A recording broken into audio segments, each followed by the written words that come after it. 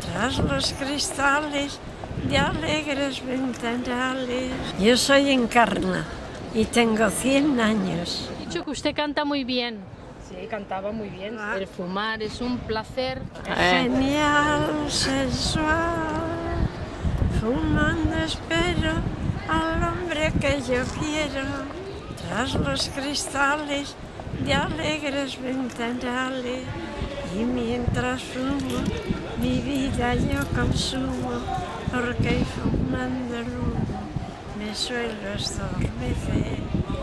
Por eso estando muy bien, es mi fumar un edén.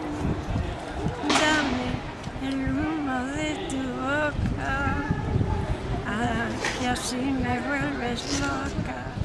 Corre, que quiero enloquecer de placer, sintiendo este calor, el humo embriagador que acaba de vencer los llamas del amor. Se acabó.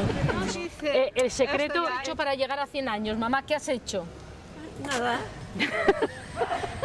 ¿Ha bebido mucho vino? no, Ah, ¿ha comido mucho? he comido lo O normal. sea que el secreto cuál es, trabajar y estar contenta, ¿no? Sí. ¿Eh? Ha debido pasar muchas penalidades, ¿no? Hombre, era muy optimista. De Ella todo. ha sido muy optimista. De todo. Lo que nos pasa. Y la guerra en Zaragoza la Sí. pasó. Todo tiene bueno menos la cara. O sea que... Tengo unos hijos Y muy unas hijas. buenos. Sí. Vale, vale. Eso es lo que cuenta, Hecho ¿no? por mí. ¿Qué?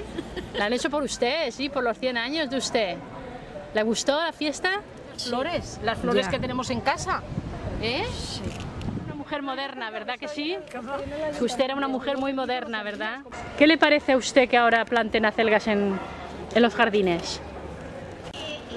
Las acelgas sin ¿En los jardines? hito, Bonito. digo.